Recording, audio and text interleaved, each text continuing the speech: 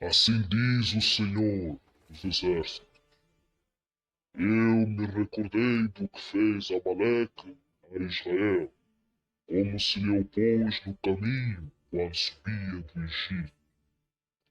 Vai, pois, agora e fere a Amaleque e destrói totalmente a tudo o que tiver. Não lhe perdoes, porém matarás desde o homem até a mulher, desde os meninos até aos de mama, desde os bois até as ovelhas, e desde os camelos até aos...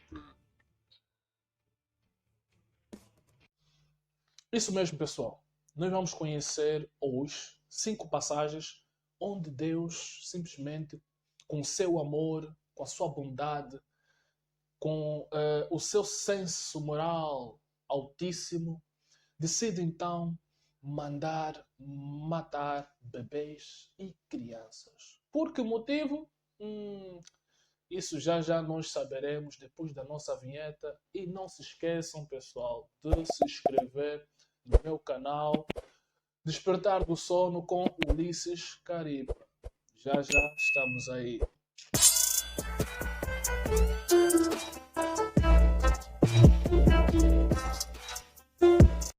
O primeiro capítulo e versículo que eu trago é um capítulo bastante triste.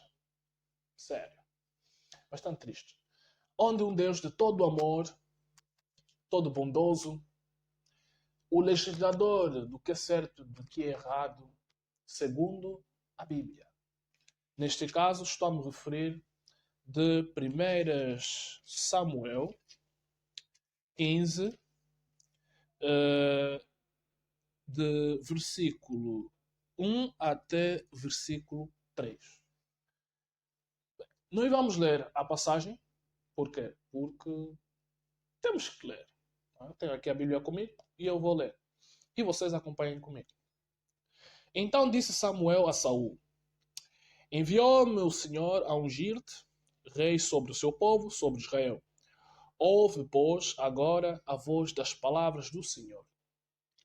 Assim diz o Senhor dos Exércitos: Eu me recordei do que fez Amaleque a Israel, como se lhe opôs no caminho quando subia do Egito. Vai, pois, agora e fere a Amaleque e destrói totalmente a tudo o que tiver, e não lhe perdoes. É o Deus do perdão, da misericórdia. Incita violência, vingança. Porém, matarás, desde o homem até a mulher, desde os meninos até aos de mama. Noutras versões, até os de mama estaria crianças de peito, bebês. Okay. Na minha versão está os meninos de mama. Desde os bois até as ovelhas e desde os camelos até aos jumentos. Quer dizer, até os animais também têm de pagar. Eu me pergunto, mas sim, o que os animais fizeram? Qual a correlação, né? Já que os amalequitas também fizeram certas coisas para o povo de Israel, qual a correlação dos animais, não é, pelas responsabilidades dos homens, nesse caso dos amalequitas, contra Israel? Por que os animais também têm de morrer? Ai, ai, ai. É complicado. Uma ovelha, então, quer dizer, nesse caso, uma ovelha pode se revoltar, né, um dia. E é o espírito, aí, ou se calhar o espírito já está lá nas ovelhas, nos bois dos amalequitas, não é? Nos camelos, nos jumentos. Então, também pode fazer mal se deixarem vivos esses animais. Ah! Bem, é triste e ao mesmo tempo engraçado. Um Deus, um Deus, sinceramente, todo poderoso. Um Deus que é todo amor, justo, manda o seu povo se vingar de outro povo.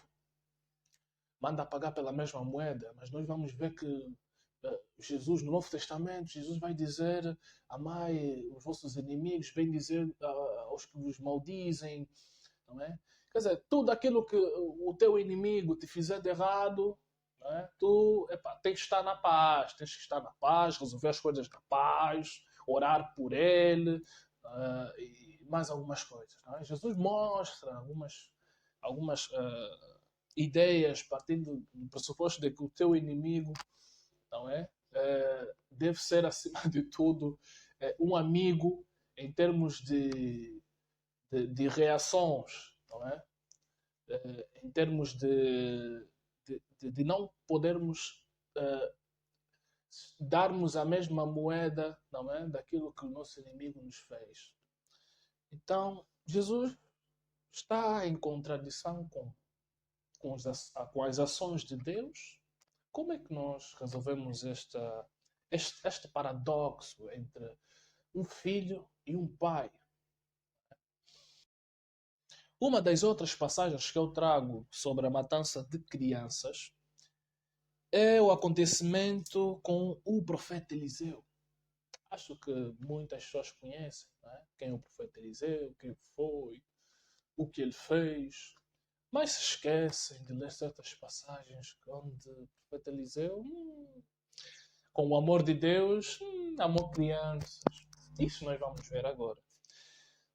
Segundas Reis 2:23 diz o seguinte: então subiu dali a Betel, e subindo ele pelo caminho, uns rapazes pequenos saíram da cidade e zombavam dele. E diziam-lhe: sobe, calvo, sobe, calvo. E virando-se ele para trás, os viu e os amaldiçoou no nome do Senhor. Então duas ursas saíram do bosque e despedaçaram 42 daqueles pequenos. Uau! O amor do Senhor. Bem, o profeta Eliseu.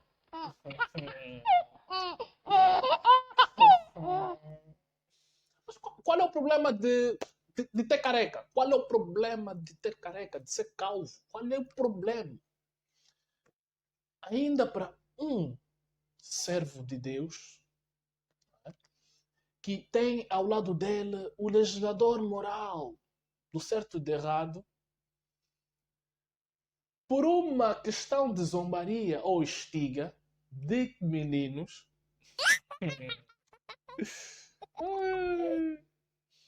ele resolve amaldiçoá-los. E como? O Senhor fez o quê? O Senhor Deus, não é? Que concede poderes aos seus servos, decide então mandar dois ursos fazerem quê? Quartejarem 42 crianças. Infelizmente, é uma situação que não é só ler e ficar assim. Uma situação muito, muito, muito preocupante. É daquelas ações, daqueles comportamentos que hoje em dia nós diríamos: what? O que é isso? Um Deus de amor. Houve a oração de um profeta, o profeta Eliseu, porque foi abusado, foi zombado, porque tinha careca. Né? Eu também tenho careca. Ah, não tenho. Tinha careca. E ele resolve amaldiçoar as crianças e levá-las até a morte. É lindo, bonito, amoroso. Está bem. Espero que me tragas aqui uma boa justificativa para um ato deste descabido, imoral não valorativo, não ajuda em nada. A outra passagem que eu trago é Números 31, 17 a 18, ou seja, capítulo 31, Números, de versículos 17 a 18. Bem, nesta passagem, nós temos aqui uma certa situação de guerra, não é? A vitória sobre os midianitas. Ok. Mas vamos lá ver o que o povo de Deus fez a este povo que são os midianitas. Mas eu só vou ler essas passagens que temos ali para nós conferirmos em que situações as crianças são afetadas por esse tipo de Deus ou por esse tipo de homens. Na passagem, no versículo 17, diz o seguinte: agora, pois, mata todo o varão entre as crianças. Não é? Neste caso, estamos a falar de meninos, não é? Varão. Falar de meninos. Entre as crianças, rapazes. E matai toda mulher que conheceu algum homem, deitando-se com ele. Okay. Então, aquelas mulheres que já têm evidências ou índice de que se deitaram com outros homens, elas também deveriam morrer, infelizmente. Imagina, agora as virgens. As virgens. Vamos já saber no versículo a seguir. 18. Porém, todas as crianças fêmeas, algumas versões já vai aparecer mulheres, que não conheceram algum homem, deitando-se com ele, para vos deixai viver. Ai. Por que razão? Nós temos uma situação em que as crianças do sexo masculino, deveriam morrer,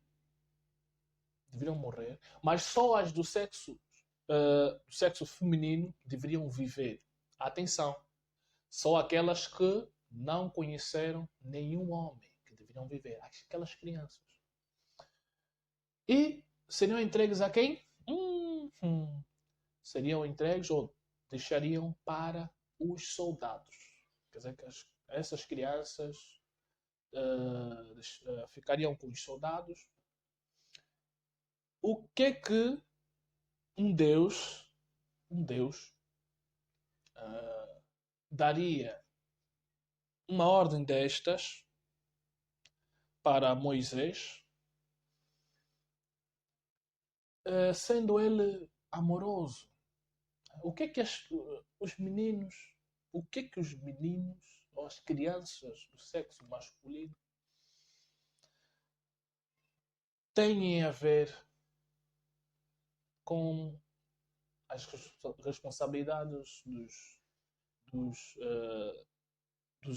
mais velhos, nesse caso dos pais, dos tios? Por que é que uma criança do sexo masculino deveria morrer e as crianças do sexo feminino que não conheceram nenhum homem deveriam viver? Para quê? Poderíamos tirar aqui algumas ilações, como para eles abusarem delas, ou para elas se tornarem então esposas dos soldados. Bastante integrante isso. Uma das outras passagens mais amorosas está em Ezequiel 9, 4 a 6. Ou seja, Ezequiel capítulo 9, versos 4 a 6. Diz o seguinte: e disse-lhe o Senhor: passa pelo meio da cidade, pelo meio de Jerusalém e marca com um sinal as testas dos homens que suspiram e que gemem por causa de todas as abominações que se cometem no meio dela. Verso 5. E aos outros disse, ouvindo eu, passai pela cidade após ele e feri. Não poupe o vosso olho, nem vos compadeçais. Olha, não tenham piedade, matem. Não tenham piedade, matem. É um ato de amor, matem. Amorosamente, matem. Matai velhos, verso 6. Matai velhos, mancebos e virgens, e meninos e mulheres, até exterminá-los. Mas a todo homem que tiver o sinal, não vos chegueis. E começai pelo meu santuário. E começaram pelos homens mais velhos que estavam diante da casa. Bem, agora nós temos aí uma situação em que Deus agora manda matar as virgens. Né? Mas então, em números, ele não poupa as virgens, as crianças que não conheceram nenhum varão, não conheceram nenhum homem. Ele mandou poupá-las. Mas para quê? Mas aqui nós estamos a ver, nesta situação, que ele, ao castigar Jerusalém, ele manda matar as virgens. E meninos, não é? Nesse caso, crianças. Em outras versões aparecerá crianças, certamente. E mulheres, até exterminá-los. É uma situação amorosa de se ver. É bastante complicado quando nós lemos este livro, né? Que é a Bíblia. Este livro aqui. Este livro deveria... Bem, o meu livro é muito, muito antigo. Eu prefiro este livro, que é uma versão muito boa, de João Ferreira de Almeida. Então, este livro deveria estar escrito em alguma parte, né? Proibido a menores de 18 anos. É proibido. É proibido também a pessoas que têm problemas psíquicos, né? Transtornos mentais. Pessoas que facilmente se emocionam. Pois. Esse livro deveria ser proibido. Deveria ser proibido nestas situações que eu disse aqui. Porque não se admite. Não há que justificativa o crente ou o cristão tem para me dar de uma situação dessas? Quer dizer, Deus mandava matar crianças, meninos, virgens, velhos, idosos, nesse caso. Mandava matá-los. Com que justificativa? Qual é a justificativa moral que hoje tu pensas e podes me dar para poder justificar esses assassinos? Essas barbaridades. Estas questões que hoje em dia nós consideraríamos, não é, como algo extremamente desumano. Qual é a justificativa de matar a criança? Vamos. Qual é a justificativa? Eu sei. Vais dizer que é a vontade de Deus, ou é a vontade de um ser imoral. Tá bem. Vamos para outro capítulo e o último. No Êxodo, capítulo 11, nós vamos ver uma situação em que Deus anuncia a Moisés a morte dos primogênitos. Nesse caso, está-se a tratar das 10 pragas do Egito. Esta é uma das 10 pragas que Deus anuncia a Moisés. E o que é que ele diz sobre esta praga? No verso 4 diz o seguinte: Disse mais Moisés: Assim o Senhor tem dito: à meia-noite eu sairei pelo meio do Egito. Verso 5: E todo primogênito na terra do Egito morrerá, desde o primogênito de Faraó, que se assenta com ele sobre o seu trono, até ao primogênito da serva que está detrás da mão, e todo o primogênito dos animais. Mas o que que eu... animal. O que que o animal também tem a ver? Quer dizer, o animal estava a impedir Moisés, o povo, né? Estava a impedir aí o povo de ir para voltar na sua terra. De irem para a terra prometida, como diziam. Que ficaram a girar no mesmo sítio, né? Mas era bem próximo. Ficaram a girar não sei quantos anos ali, 40 anos no deserto, né? Com uma distância próxima. Ai, ai, ai. Então, o que é que os animais têm a ver com isto? Prontos. E haverá grande clamor em toda a terra do Egito, qual nunca houve semelhante e nunca haverá. Então, nós temos aqui uma situação em que Deus manda, por sua vez, a praga que é a de matar todos os primogênitos, desde o faraó até o mais baixo, até o servo. Os primogênitos, até nos animais. Quer dizer, epa, eu não sei se... Pronto, até nesse caso, o primogênito da cobra, né? Morreu. O primogênito do coelho, se sei também tinha coelho. É o primogênito de quê? As formigas, né? A formiga também tem primogênito. Primogênito do quê? Dos mosquitos, né? Ou da mosquita. Mosquito. Primogênito da abelha. Quer dizer, yeah.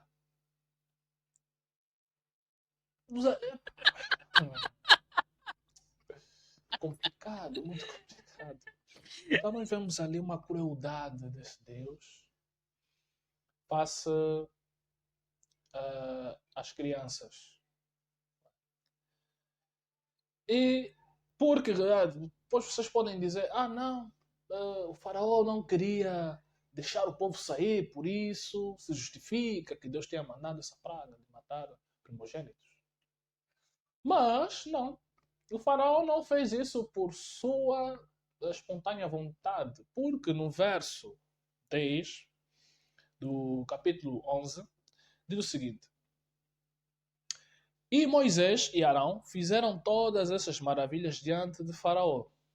Mas o Senhor endureceu o coração de Faraó, que não deixou ir os filhos de Israel da sua terra. Então, Deus interfere no livre-arbítrio de Faraó e você pensa que, não, olha, Faraó é que esteve a ser, não é, a ser duro consigo mesmo, de não deixar ir o povo diante dessas atrocidades. Mas o verso diz que o Senhor foi quem endureceu o coração do faraó. Neste caso, ele interferiu no livre-arbítrio, ou seja, o livre-arbítrio não existe, porque Deus interfere então nas decisões, nas vontades do faraó. Neste caso, ele não deixou o povo ir porque, afinal, Deus estava aí a endurecer o coração do faraó. Que triste. Coitado. Que culpa o faraó tem? Que culpa o faraó tem se um Deus interfere no seu coração? Ou seja, é como se fosse um robô, né? Nós vamos lá, programamos, olha, o robô tem que fazer isso. Né? E tal como também Deus fez no coração do faraó. Olha, tens que continuar assim, né? Continua assim. Vamos, continua duro. Sem mesmo ou seja, mesmo que tu vejas essas coisas acontecerem, continua duro, só para eu mostrar ao teu povo ou ao meu povo que eu sou maravilhoso, que eu sou grande, que eu sou onipotente, o tal. Infelizmente são histórias de... são contos, não é? São mitologias. E claro, neste âmbito podem ser respeitadas, mas na realidade isso não tem melhor cabimento, não tem menor cabimento para nós aceitarmos uma coisa dessa. Bem, chegando ao fim, nós vimos algumas passagens onde Deus, com o seu amor, com a sua bondade, cuidou de crianças, amou bebês, não é? Mostrou que ele é um legislador moral do certo e do errado, é justo, não é? Então nós vimos essas passagens e provamos aqui por A e mais B que este Deus não pode existir, infelizmente, como os outros também não existem.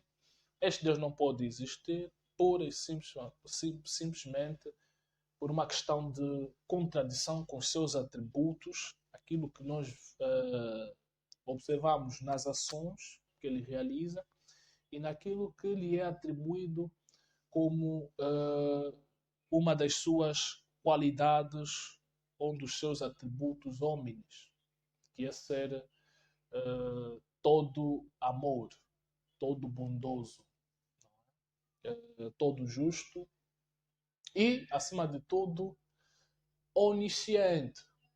Onisciente. Muito bem, a nossa abordagem fica por aqui, mas não se esqueçam de se inscreverem no meu canal, por favor, e vamos trazer mais abordagens idênticas a estas nos próximos vídeos. Valeu!